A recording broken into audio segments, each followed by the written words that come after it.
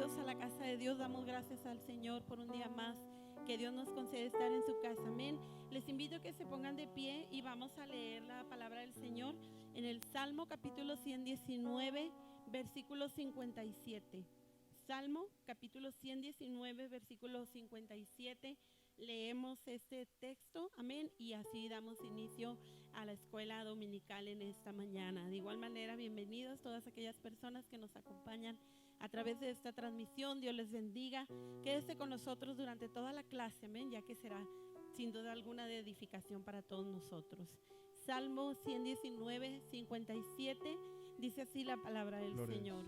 Mi porción es Jehová. He dicho que guardaré tus palabras. Solamente este versículo. Mi porción es Jehová.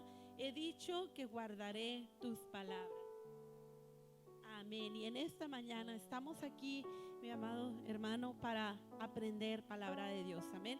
Le invito para que cierre sus ojos y vamos a orar juntos. Te damos gracias, Señor, en esta mañana por la bendición que tú nos das una vez más, Señor, de poder ponernos de pie, poder estar aquí en tu casa.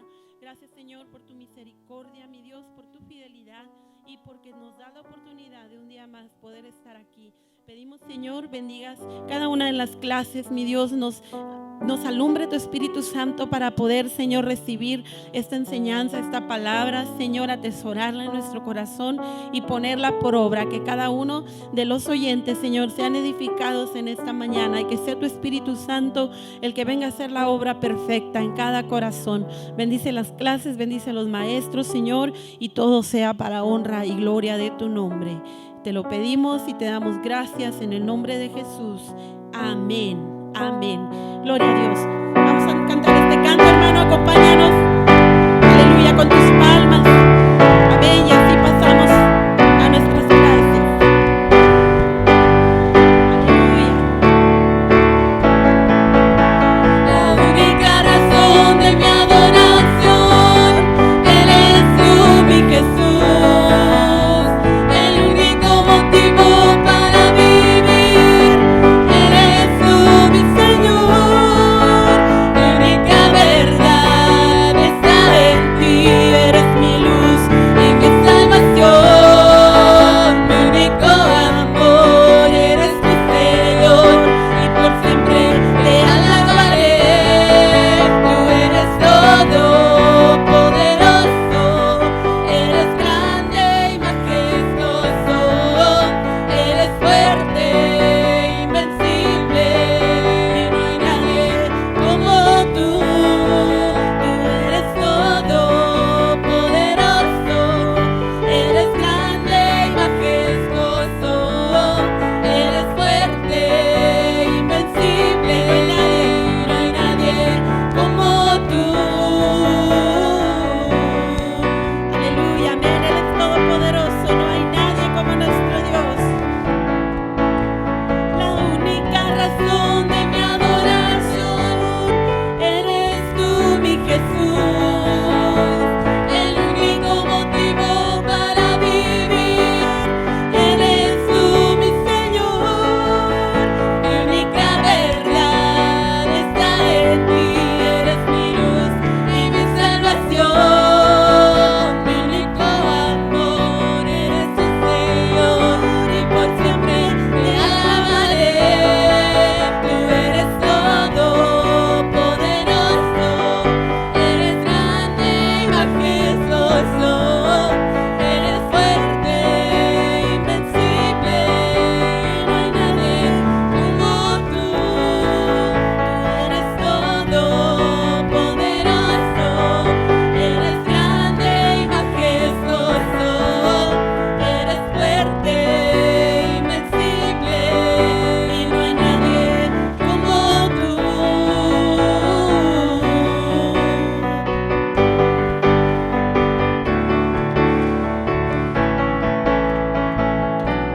Amén. Gloria a Dios, porque Él es todopoderoso. Amén. Vamos así a pasar a nuestras clases, hermanos. Dios les bendiga.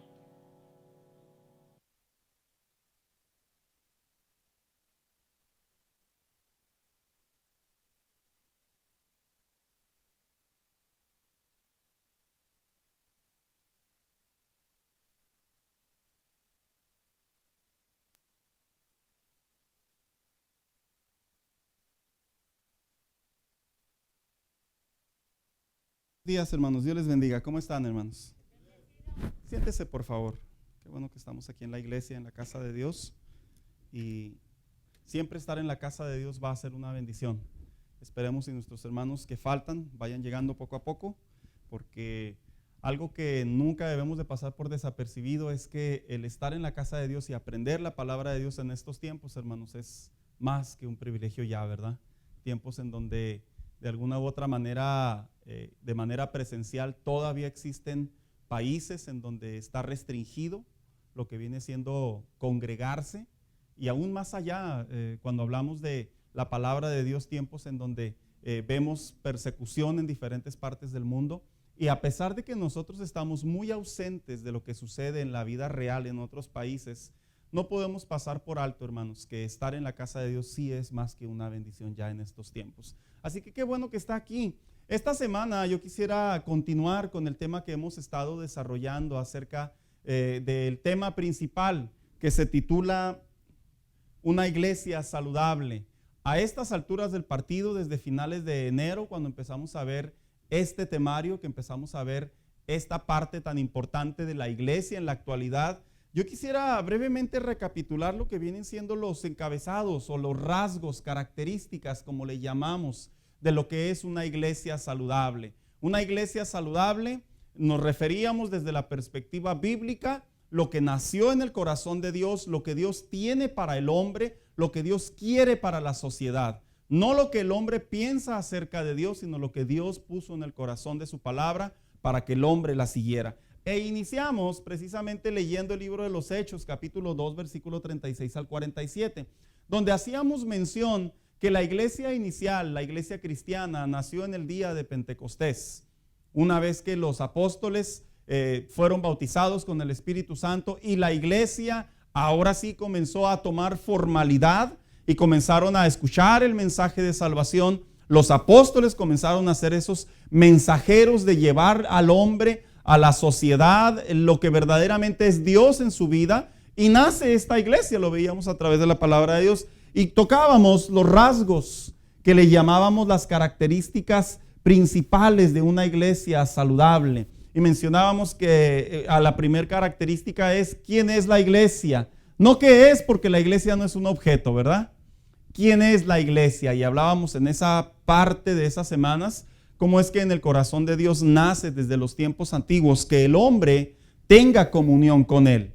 Y aun cuando en el Antiguo Testamento la iglesia todavía no se figuraba, eso no significa que fue una invención que se le ocurrió a Dios, sino que la iglesia representa esa comunión entre Él y el hombre. Posteriormente veíamos la siguiente parte, que la titulábamos La armonía en la iglesia. ¿Cómo es que la iglesia del libro de los Hechos nos habla que una de las razones por la que la iglesia se permaneció firme o permaneció estable es porque había convivencia, comunión, había algo en común entre ellos? Y hablamos de cómo es que es importante que la iglesia, de acuerdo a las bases bíblicas, hablamos de cómo es que la iglesia se debe de congregar, se debe de reunir y se debe de haber esa armonía, ese compañerismo, esa comunión entre ellos mismos. ¿Por qué? Porque lógicamente la iglesia representa no solo comunión con Dios, sino también la iglesia representa comunión entre nosotros mismos.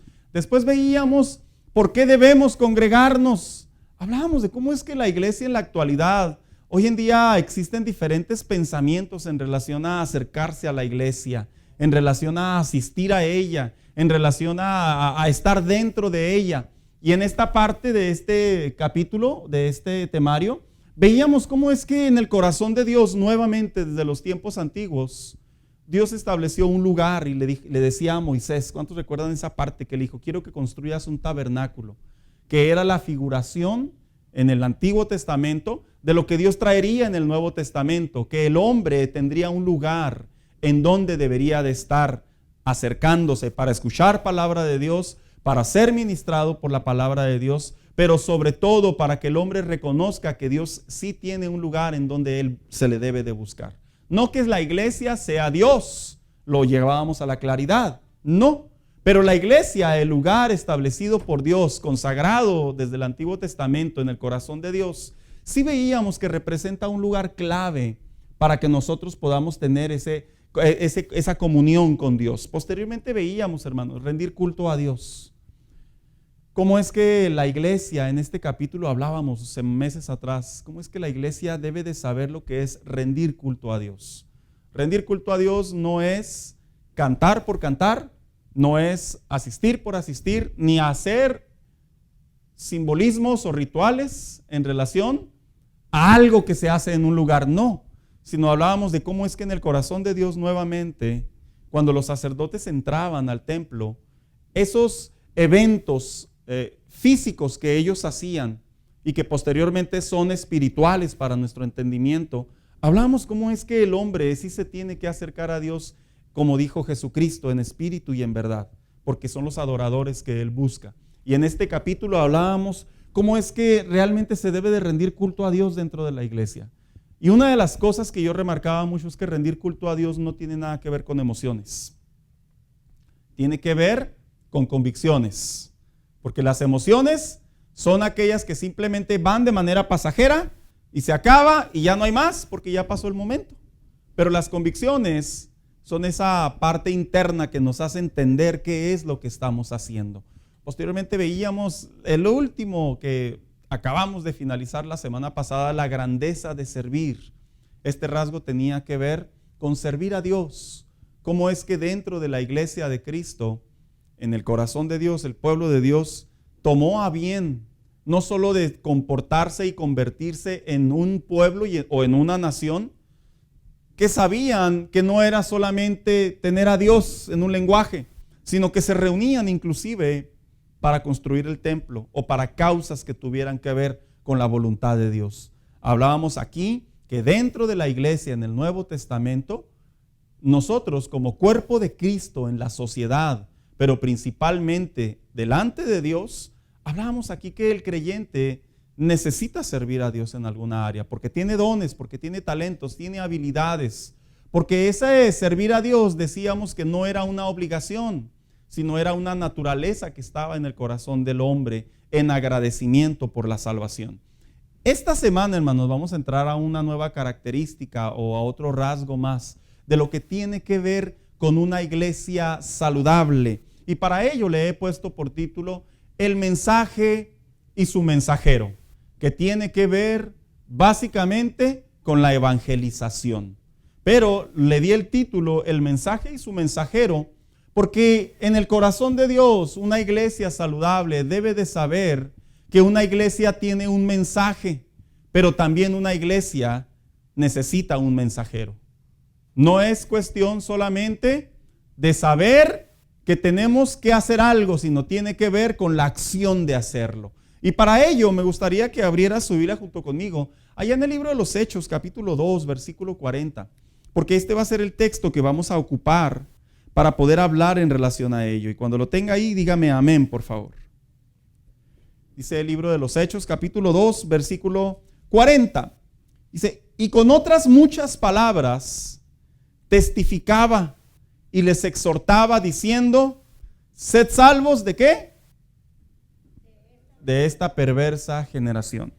Esta parte de este capítulo es cuando una vez que el Espíritu Santo se derrama sobre el día de Pentecostés y los apóstoles son bautizados con el Espíritu Santo y hay un alboroto por lo que se ve que no se había visto. Dice la historia que por ahí se congregaron multitudes porque les llamaba la atención lo que había sucedido. Y entre esas multitudes se levanta el apóstol Pedro y comienza a predicar un sermón que tiene que ver con lo que había sucedido poco tiempo atrás. Y era precisamente haber llevado a Cristo a la cruz del Calvario. Pero no solamente anunciar lo que habían hecho aquellos hombres de llevar a la cruz del Calvario, sino también tiene que ver con lo que el apóstol Pablo les dice a través de este sermón. Y les dice, no solamente el hombre necesita un Salvador, sino hay una razón también por la que lo necesita. Y esta razón se abre en dos partes. Uno, porque vivimos en una sociedad, les dio a entender el apóstol Pedro, vivimos en una sociedad, les dio a entender, en donde es perversa, es maligna, en donde lo que se practica, lo que se hace, no es de acuerdo a lo que Dios quiere para el bien del hombre. Y luego les dice también de la misma manera. Y se los tengo que decir, ¿por qué? La palabra testificar, que viene de su derivado, testimonio, es básicamente lo que una persona vio, como cuando alguien va a un juicio y le dicen, ¿hay testigos? Y luego dice el abogado, ¿verdad? Dependiendo litigador o defensor o acusador, sí hay un testigo que vio todo. Y llaman a ese testigo y ese testigo se convierte en una pieza clave para poder determinar si lo que se está diciendo es cierto. Lo que estaba haciendo el apóstol Pedro en este momento es que debido a que él fue testigo ocular de lo que le había sucedido al maestro, a Jesús, él había sido testigo ocular de lo que representaba la ascensión y el mensaje que se les había dado. Entonces el apóstol Pedro, junto con los demás apóstoles, recibieron la instrucción de testificar, de hablar lo que se tenía que decir en relación a Jesucristo. Esta parte de la Biblia es muy importante para una iglesia saludable. ¿Por qué? Porque esta parte de la Biblia es la que enseña que la vida de una iglesia no solo corresponde en adorar a Dios o en conocer más acerca de Dios, sino que la vida de una iglesia principalmente saludable corresponde a una iglesia que conoce su mensaje y que se convierte en un mensajero. ¿Quiénes han tenido la experiencia de, mandándole un saludo a todos los mailmen, ¿verdad? De que de repente le dejan al vecino su correspondencia? Es medio incómodo, ¿verdad, hermanos? Porque yo no sé si a usted le ha pasado que le dejan la correspondencia a su vecino o a 2 o 3 casas y luego le dice el vecino, mire, me dejaba esto en mi casa, pero ya llegó abierto, ¿verdad? Y uno dice, no, pues se supone que era para mí y era cerrado. Y esa incomodidad de que el mensajero, el mailman, el hombre que se dedica a entregar los mensajes, los paquetes, cometa la imprudencia de llevarlo a otro domicilio, lógicamente significa que su trabajo está mal hecho. Dentro de la iglesia, una de las cosas que la iglesia necesita volver a recordar, necesita volver a recapitular en su corazón como congregación, en su vida, en su diario vivir, hermanos, es esto, que nosotros tenemos un mensaje que alguien lo tiene que escuchar, y la razón es porque nosotros no solamente somos los mensajeros, sino también somos testigos de ello. Es lo que estaba haciendo el apóstol Pedro. El apóstol Pedro estaba diciendo, no solamente hay un mensaje que yo aprendí y que a mí me enseñaron y que me discipularon sobre de él, sino que también soy un mensajero y mi deber es compartir lo que yo acabé de ver, lo que acabó de suceder. Que este mensaje históricamente se ha ido por siglos, por milenios, hermanos. Este no es una historia de, diríamos, de un hombre poeta de la antigüedad. Esta no es matemática, no es Aristóteles, no tiene nada que ver con filosofía de hombre. Esto tiene que ver con evidencias arqueológicas, tiene que ver con palabra de Dios que se ha sustentado por generaciones, tiene que ver con experiencias vivas que las personas hemos experimentado lo que es Cristo en el corazón. Así que este mensaje que nosotros tenemos y que a la misma vez somos mensajeros de ello, no es un mensaje nuevo. Es un mensaje que tiene mucho tiempo y que el deber de una iglesia saludable es seguirlo compartiendo, es seguirlo pregonando. Así que dice a manera de introducción, este fundamento, este pilar, esta característica, dice, es un pilar fundamental de la iglesia cristiana de todos los tiempos. Porque el deber de la iglesia es proclamar, es compartir, difundir, expresar, publicar, testificar el mensaje divino que es Dios vino a salvar al hombre de su condición espiritual. Alguien que me acompañe por favor con Lucas 19:10. El verdadero mensaje que la iglesia debe de predicar, su tema central, no radica en que el hombre va a ser un hombre egocéntrico, fuerte, millonario, posesivo, importante. No, el verdadero mensaje radica en que Dios ve al hombre su condición interna, espiritualmente hablando, y lo quiere salvar. Hermana Carrera, ¿lo tiene ahí? Por favor.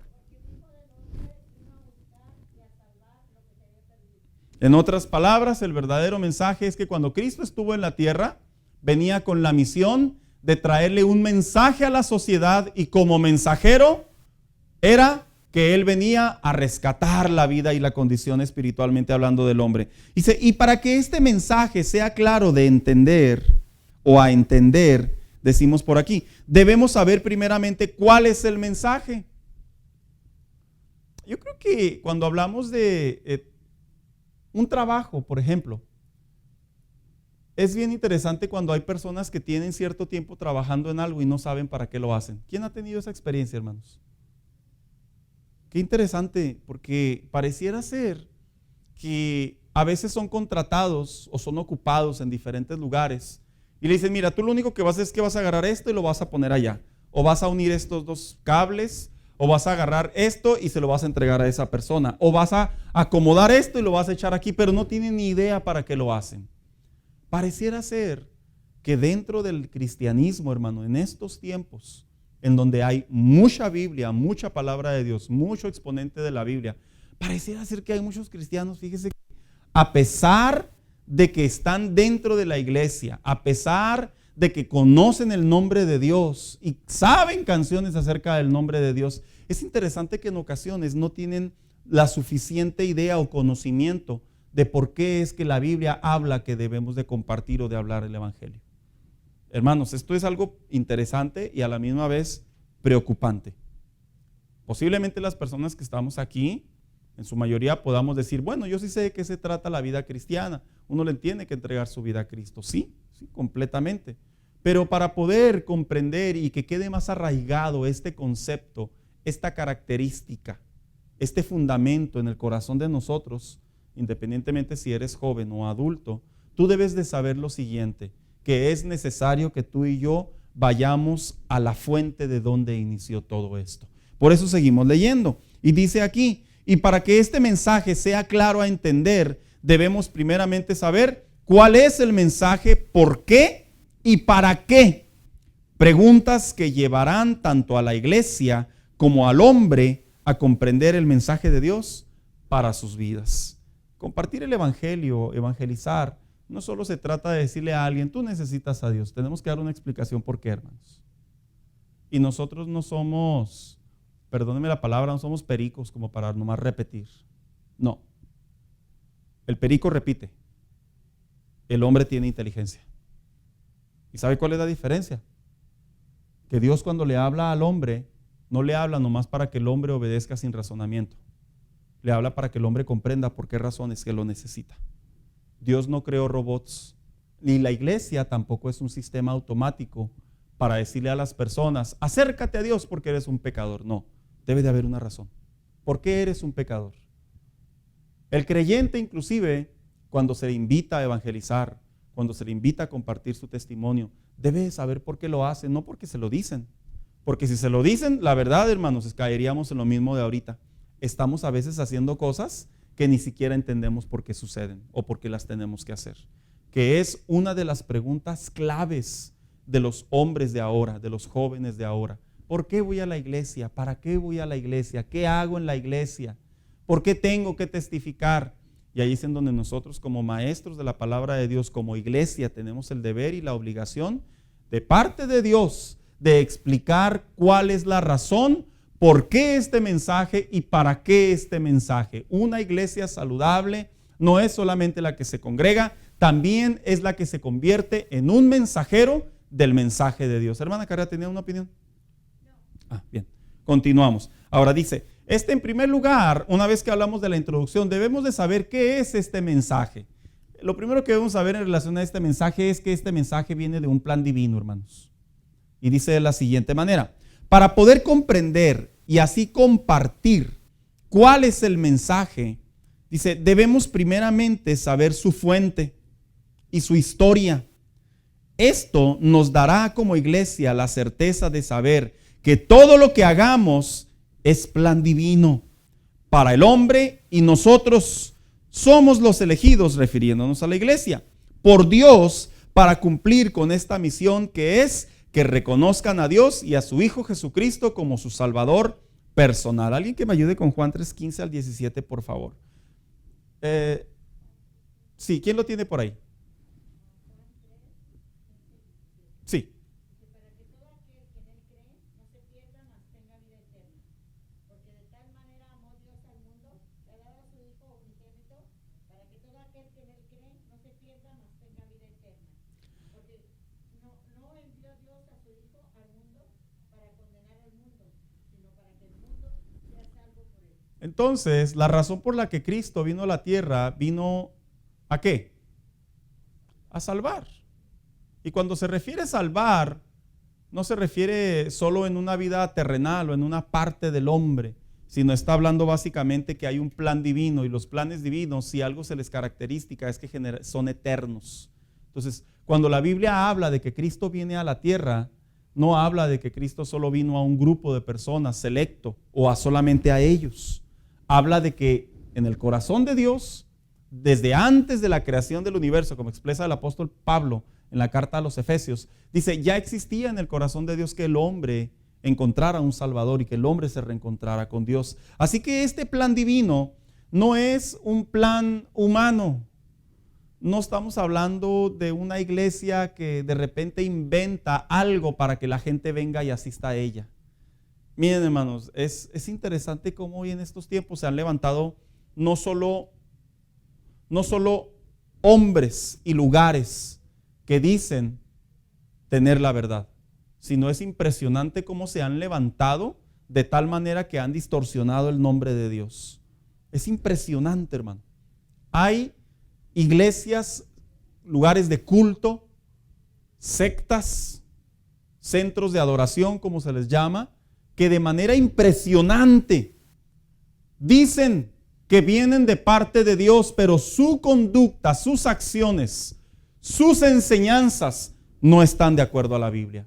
Y esto ha producido en el corazón de la sociedad que las personas, y cuando me refiero a las personas, me refiero a tus amigos, muchacho que estás aquí, a los estudiantes, a los compañeros, puedan caer en el pensamiento donde dicen, al final del día todas las religiones te acercan a Dios, porque todas tienen a un Dios, todas son el mismo Dios. Y es impresionante cómo también existen pensamientos de personas ya un poco de mayor edad que dicen, todas las iglesias son iguales, todas quieren dinero, todas quieren darte una esperanza que no existe, te hablan de algo que nunca han estado y que dicen que existe, y me refiero al cielo. Comienzan a filosofar las mentes paganas, los corazones sin escrúpulos, y empiezan a enseñar, Dios dice esto y por eso lo debes de hacer, pero en ninguna parte de la Biblia se menciona que así debe funcionar. Se comienzan a levantar un montón de congregaciones de pensamientos en relación a Dios que inclusive utilizan Biblias iguales a las de nosotros, hermanos, o similares, y que comienzan a decirle a las personas, a mí Dios me envió para enseñarles y decirles cuál es el propósito de Dios, cuando la realidad es que el propósito de Dios ya fue escrito y no ha cambiado. El propósito de Dios ya está plasmado en la Biblia. Inclusive Jesús mismo dijo que hay de aquel que le agregue o hay de aquel que le quite, dando a entender que ya no hay otro mensaje, que este es el mensaje. ¿Y por qué lo tengo que llevar de esta manera? Porque cuando nace en el corazón de Dios, si nosotros estudiamos su historia, vamos a comprender y se van a despejar muchas dudas, que la iglesia, cuando se le invita a evangelizar, cuando nosotros debemos de testificar, cuando nosotros debemos de hablar de Cristo, cuando nosotros debemos de decirle a alguien, Dios te ama, debemos de saber que hay un fundamento. No es solamente una instrucción del pastor o de la iglesia, hay un fundamento. Y este fundamento, como lo he mantenido en todos estos puntos que hemos llevado alrededor de esta enseñanza, todos estos fundamentos vienen desde un inicio y vienen desde el Antiguo Testamento. Esto no es nada nuevo, hermanos. Esto existió en el corazón de Dios desde los tiempos antiguos, solo que ya no vivimos los tiempos de la ley, refiriéndome a la vida antigua, en donde estábamos lo que los teólogos le llaman la época postdiluviana o la época antediluviana o el reino monarca. No, estamos hablando del periodo de la gracia, en donde Cristo aparece en el escenario del hombre y el hombre, el judío, al rechazar a Cristo, que eran los primeros que habían recibido la invitación. La invitación continuó y vino a rescatar a todo el mundo. Y la iglesia, el gentil o el judío arrepentido o aquel que tiene a Cristo en su corazón, tenemos el deber y la responsabilidad, porque está en el corazón de Dios, de que el hombre, así como dijo Cristo, porque yo he venido para que nadie se pierda. Esa frase que dijo Cristo, ¿sabía usted que debería ser la frase de todo cristiano? Te vengo a hablar de Dios porque Dios no quiere que tú te pierdas. Te vengo a hablar del amor de Dios, te vengo a hablar del perdón de Dios, te vengo a hablar de la gracia de Dios, porque yo no quiero que tú sigas viviendo la vida que vives. ¿Y tú eres Dios? No, yo solo te estoy repitiendo lo que Jesús dijo, que si Él vino a buscar y a salvar lo que se había perdido, y que Dios amó tanto al mundo que trajo a su Hijo Jesucristo, no para condenarlo, sino para restaurarlo, rescatarlo, reconciliarlo. De la misma manera yo te vengo a decir a ti que cuando tú te acercas a Dios, tú te reconcilias con Él. Y por el hecho de reconciliarte con Dios, por el hecho de arrepentirte, por el hecho de recibirlo en tu corazón, por el hecho de aprender y caminar en la palabra de Dios, tu vida ahora sí va a tener sentido dentro de la sociedad. Créame, hermano, enseñar el mensaje de esa manera es más entendible que decirle a las personas, como muchos hoy en día lo enseñan y lo predican: acércate a Dios y todos tus problemas se van a solucionar. Qué gran mentira, ¿verdad, hermanos? Acércate a Dios y no tendrás más tentaciones. Es una gran mentira. Acércate a Dios, porque si no te acercas a Él, vivirás una vida infeliz. No, no es cierto. Yo conozco un montón de gente muy rica que no tiene a Cristo y viera qué bien se la pasan. Acércate a Dios, porque si no te acercas a Dios te puedes enfermar. Yo conozco personas y he visto en televisión 80, 90 años bien saludables y con muchas cosas a su favor. Cuando el mensaje se entrega correctamente, el hombre comprende que no se le está hablando en su vida exterior, se le está hablando en su vida interior. Y sobre la vida interior, si algo que la Biblia enseña es que no se puede comprar la paz de Dios. La paz de Dios es un regalo a través de un arrepentimiento. Bajo esa frase y bajo ese fundamento, hermanos, ahí es donde no importa si el rico o el pobre, ambos se quieren acercar a Dios, ambos lo pueden hacer. Ahí es donde no importa si aquel que sea, dijo el apóstol Pablo, sea esclavo o sea libre, ambos se pueden acercar a Dios y Dios no echa a nadie fuera. Ahí es donde se cumple ese correcto mensaje, del mensaje que es evangelizar a través del mensaje y el mensajero. Así que este plan divino también tiene un mensajero. Ahora, ¿quién fue el primer mensajero? Ahora sí es donde vamos a entrar en la historia del Antiguo Testamento, hermanos. La iglesia y sus funciones, que es evangelizar, no nacieron como algunos piensan, bajo el contexto de que a Dios se le ocurrió ahora sí salvar al hombre.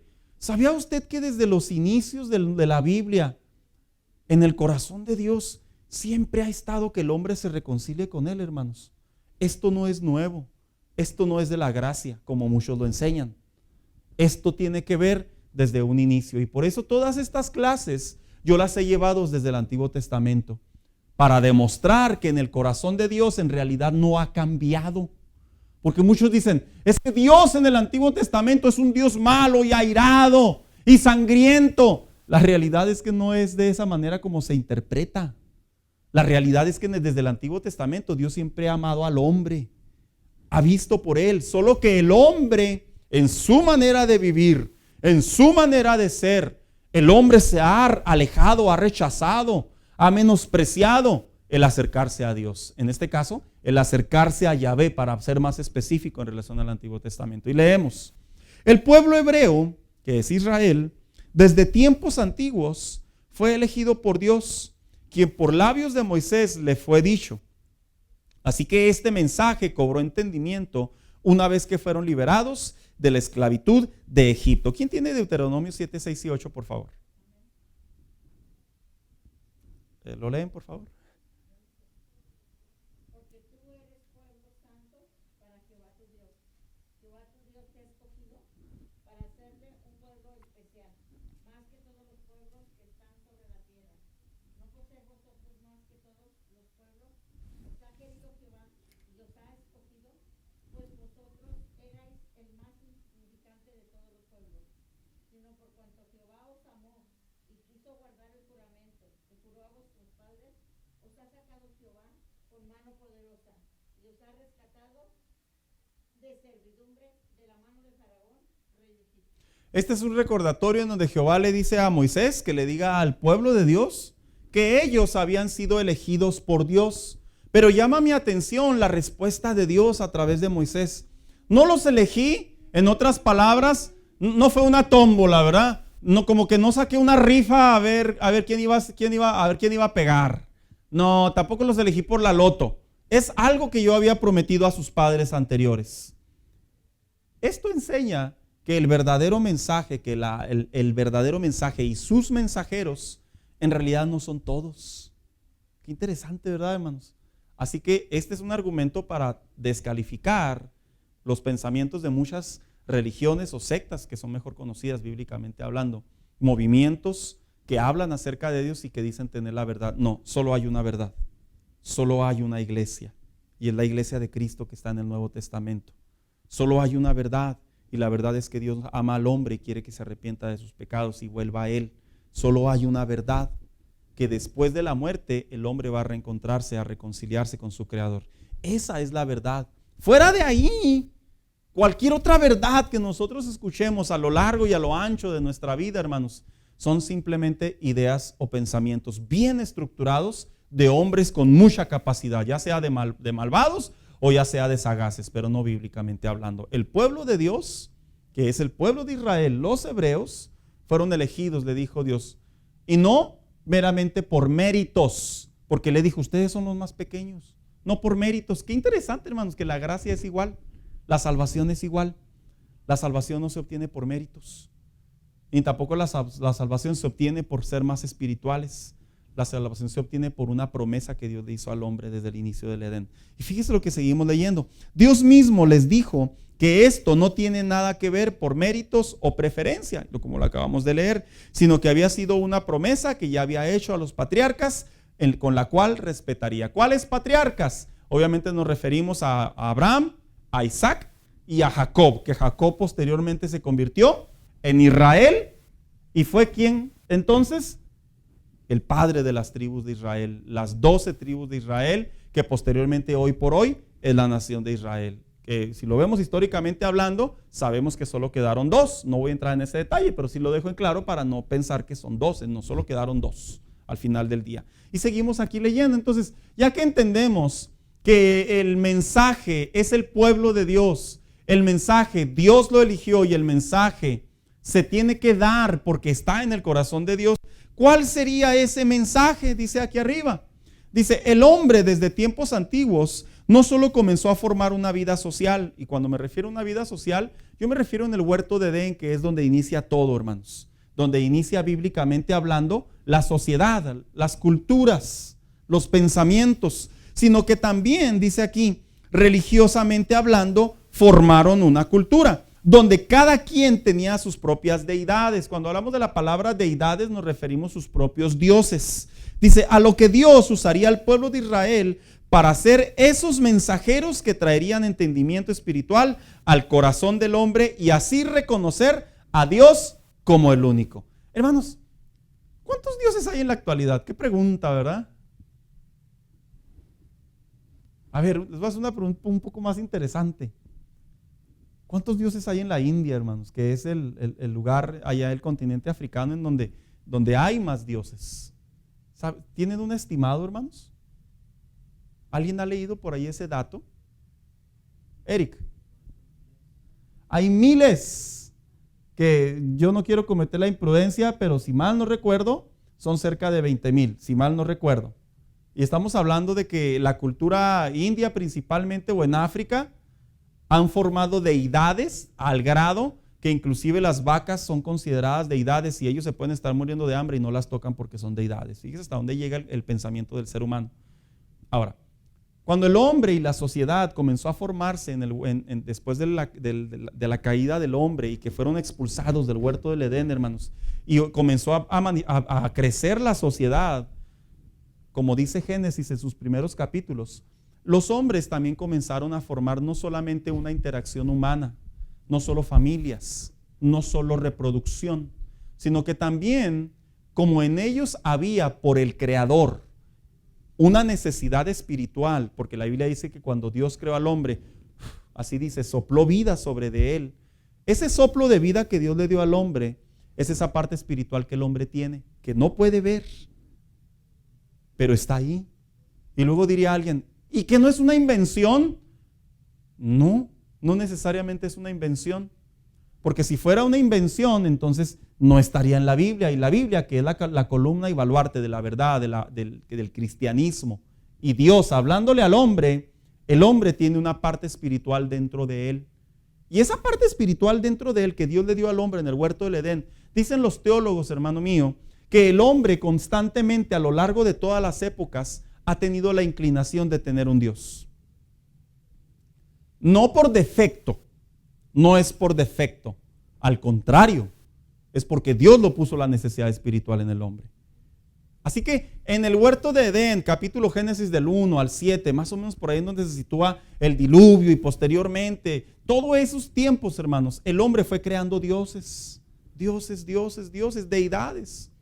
Y Dios, dice la Biblia, que eligió un pueblo llamado Israel, con la finalidad de que el hombre, el ser humano, en aquellos tiempos, se diera cuenta que todas las deidades que el hombre había creado, que el hombre había formado, que el hombre ya adoraba y que el hombre ya tenía, Dios elige a un pueblo como mensajero para que llevaran un mensaje, y el mensaje era que hay un solo Dios. ¿Quién me acompaña con 1 de Reyes 8:43, por favor? La escuchamos, hermana Cara.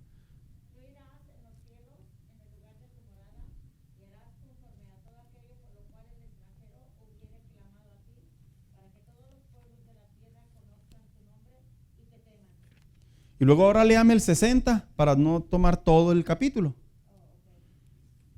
Versículo 60.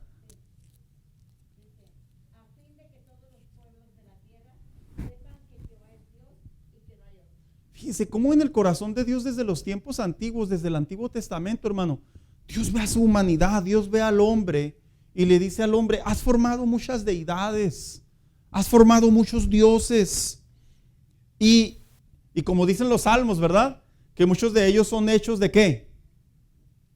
De barro, de madera. ¿Son hechos de qué? Construidos por el mismo hombre, por las manos del mismo hombre. Dice, tienen ojos pero no ven, tienen boca pero no hablan, tienen oídos pero no oyen, dice el salmista. Qué interesante es que en el corazón de Dios desde el tiempo antiguo, desde la creación, Dios le habla al hombre y le dice, a pesar de la vida que estás llevando y has formado deidades que no tienen nada que ver conmigo, he elegido un pueblo para que este pueblo les diga a ustedes que hay un solo Dios. Así que desde el Antiguo Testamento, en el corazón de Dios, en el corazón de Yahvé, estaba que el hombre conociera a un solo Dios. Ahora, seguimos leyendo, dice aquí, que traerían entendimiento espiritual al corazón del hombre y así reconocer a Dios como el único, no solo como un mensaje para elegir a una deidad, sino al único Dios verdadero, creador de todo. A pesar de que existen filosofías, teorías, argumentos científicos en relación a la creación del universo, todos no han pasado de ser solamente, ¿qué, hermanos? Teorías. La Biblia sí presenta y sí sostiene que parte de lo que el hombre ha descubierto en la actualidad, año tras año, década tras década, ha estado cotejado con la Biblia. Sí lo ha sostenido. De hecho, una de las mentiras más graves que hoy en día está tomando nuevamente moda entre la sociedad, hermanos, que de manera impresionante, usted iría a decir, ¿de veras? Sí, hermanos, en serio, que estaba leyendo un artículo precisamente para poderlo recordar. Es la teoría de que la Tierra es plana. ¿Cuántos han leído esa teoría? ¿A quiénes se la enseñaron en la escuela? Ahora, yo les pregunto a ustedes, en su mente racional y lógica, ¿cabe pensar que la Tierra es plana, hermanos? No cabe. ¿Y cómo es que en la Biblia, miles de años atrás, sostenida bajo esta teoría, que es contradictoria a la palabra de Dios, ¿Cómo es que Jehová le habla a un profeta y le dice que él sostiene ¿qué? El universo en su mano? Y no habla en ningún momento sobre una especie de plato, sino de un globo terráqueo. Cuando usted ahí les puede ver el texto para que lo lea. Yo solo estoy tomando ese argumento, no es parte de la clase, solo lo tomo para ratificar que hay un solo Dios y que ese Dios creó la humanidad. Y la humanidad está sentada sobre un globo terráqueo, no está sentada sobre un plato o sobre una línea paralela o vertical, horizontal, como se pudiera interpretar. El hombre desde los tiempos antiguos, usted sabía que el hombre en su capacidad, en su mentalidad, intentaba hacer descubrimientos acerca del verdadero Dios. Y uno de ellos es muy claro, la Torre de Babel. La Torre de Babel es un vivo ejemplo, hermanos, de que el hombre ha intentado conocer o inclusive traspasar a Dios. Estaban construyéndolo, que una vez en la clase del instituto nos preguntábamos si iban a llegar. ¿Y cuál fue nuestra respuesta, hermanos? Pues no, nunca iban a llegar. Claro que no, es científicamente imposible. Ahí se aplica la ciencia, científicamente es imposible. Sin embargo, la razón por la que Dios derribó la Torre de Babel es para que el corazón del hombre ya se detuviera y no siguiera cometiendo semejantes torpezas como generalmente al hombre le pasa en la actualidad. Por lo tanto, aquí podemos ver que el mensaje sí había uno, y el mensaje era que el hombre conociera que hay un solo Dios. Y luego dice aquí, el mensajero.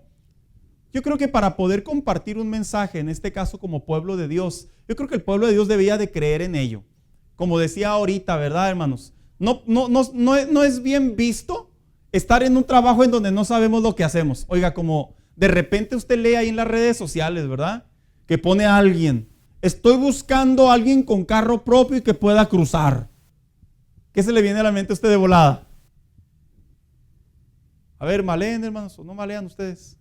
Pago bien. Alex, ¿quieren cruzar algo? O sea, no estamos tan ignorantes.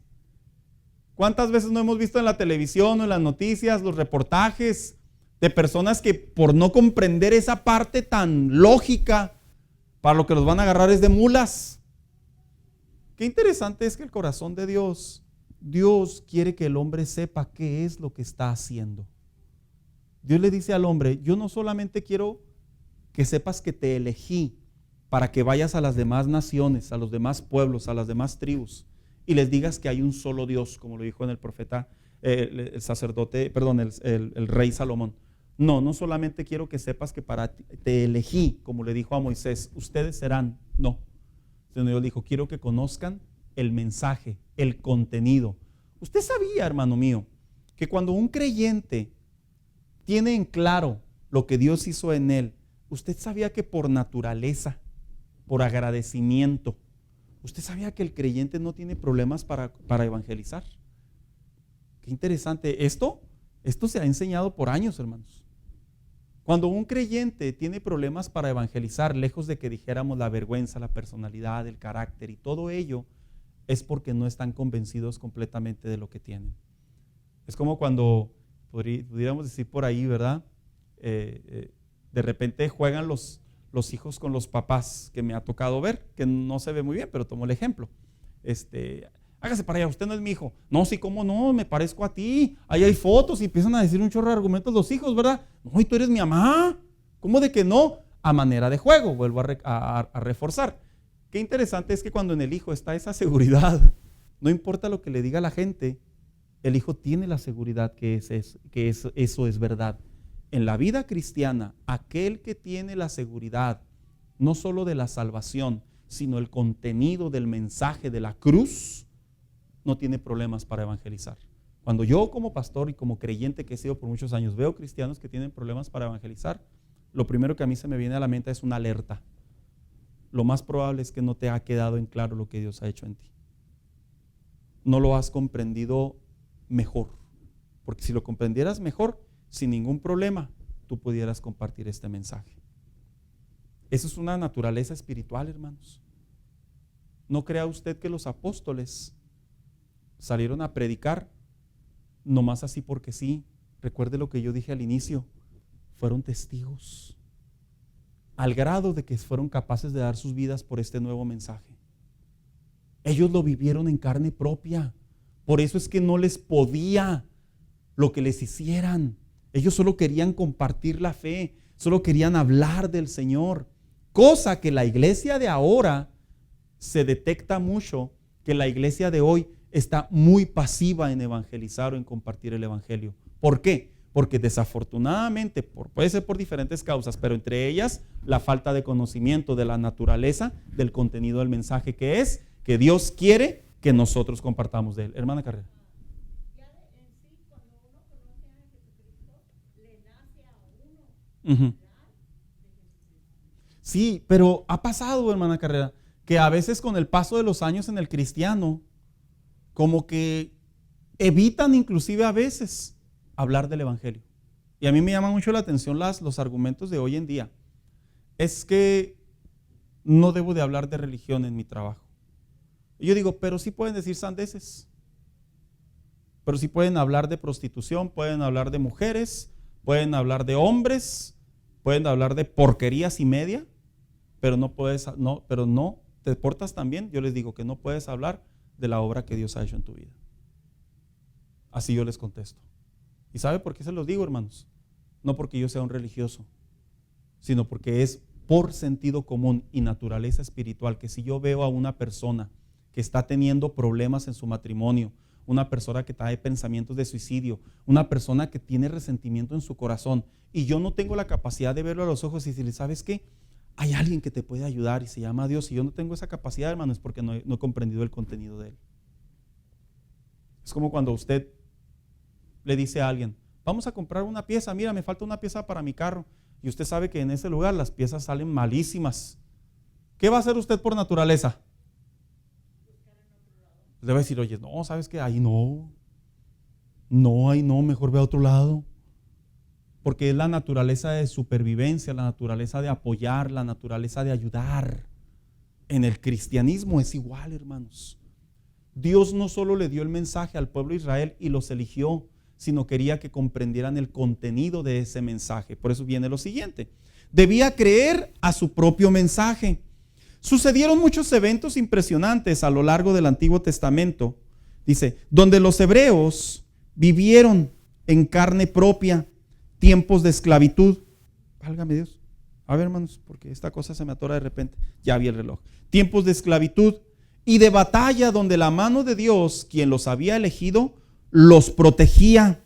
Y ellos supieran que el mensaje que las demás naciones verían a través de ellos es un mensaje verdadero para el hombre ignorante a la verdad de Jehová. Éxodo 6, 7 y Deuteronomio 4, 35, por favor, hermanos. ¿Quién lo tiene por ahí? ¿De qué manera cree usted que Dios le demostró al pueblo de Israel que Él era el verdadero Dios? En el sentido, no de que Él existía, sino de que Él era el verdadero Dios. ¿Saben cuál evento se los demostró? En tiempos de Egipto, en tiempos de Faraón. Víctor, ¿tiene el texto? Sí.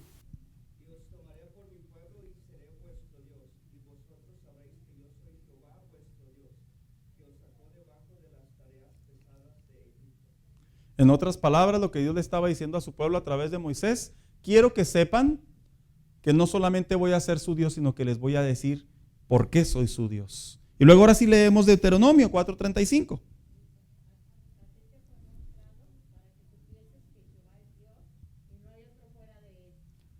¿Y qué fue lo que le fue mostrado? Sí, ¿de qué manera? Hermanos, ustedes sabían que el tiempo que vivió los hebreos en las manos de Egipto, de Faraón, y la manera en la que fueron libres, ¿sabía usted que solamente el verdadero Dios lo podía hacer? Porque históricamente hablando, los egipcios representaban la supremacía divina, bajo el contexto de que eran las naciones más poderosas de la tierra. Y si algo se medían culturalmente hablando en los tiempos antiguos, quién era el verdadero Dios o cuál era el Dios más poderoso en términos de humanos, era Egipto. porque veían a Egipto y veían a Egipto como el reino más poderoso sobre la faz de la tierra. Y la única manera en que se podía demostrar quién era el verdadero Dios y cuál era el Dios supremo era venciendo a los egipcios. ¿Y sabe qué fue lo más interesante? ¿Por quiénes fueron vencidos? Por esclavos. ¿Y sabe qué fue lo más interesante de los esclavos? Por hombres que prácticamente estuvieron en servidumbre 430 años. En otras palabras, lo más bajo de lo más bajo de lo más bajo, de donde no se esperaba nada. De ahí es donde Dios tomó para demostrar su poder y que Él es el verdadero Dios. Es por eso que es tan importante conocer la historia, porque eso me lleva a mí a pensar como cristiano que yo no soy salvo por buena onda, ni tampoco soy salvo porque soy buena gente, ni tampoco soy salvo porque nací en un hogar cristiano. Tienes que observar que detrás de ti, y primero me dirijo a los muchachos, tienes que observar que detrás de ti, bendito sea Dios que Dios llegó a la familia tuya, a tus padres.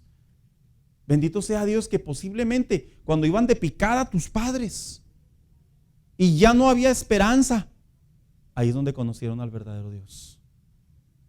Aquellos que posiblemente vinieron a Cristo de una vida en donde intentaron por sus fuerzas componerse, intentaron por sus fuerzas hacer las cosas bien, intentaron por cuenta propia sentirse bien, llegaron a la conclusión que nada de lo que tenían a su alcance, y aún lo que no estaba a su alcance y lo alcanzaron, se dieron cuenta que los podía cambiar. Y vienen y conocen al verdadero Dios. ¿Se fija cómo es el contenido, hermano, del mensaje? Por eso es que Dios elige a este pueblo en parte, porque estaba cultural e históricamente hablando, estaba por demostrar a las naciones vecinas de dónde iba a surgir, para que ellos recordaran quién era el verdadero Dios. Porque ya se tenía conocimiento de Yahvé, pero recordemos que solo estaba en una promesa sobre los hebreos. Así que vemos aquí, dice, y seguimos leyendo, y ellos supieran que el mensaje que las demás naciones verían a través de ellos es un mensaje verdadero. ¿Cuál era el mensaje? Que los amorreos, donde estaba Canaán, donde estaban las demás naciones alrededor de Egipto, que era intocable, supieran y vieran que habían sido derrotados por un pequeño puñado de hombres que habían sido esclavos y que no tenían derecho a nada. ¿Quién tiene Isaías 37:20? Víctor.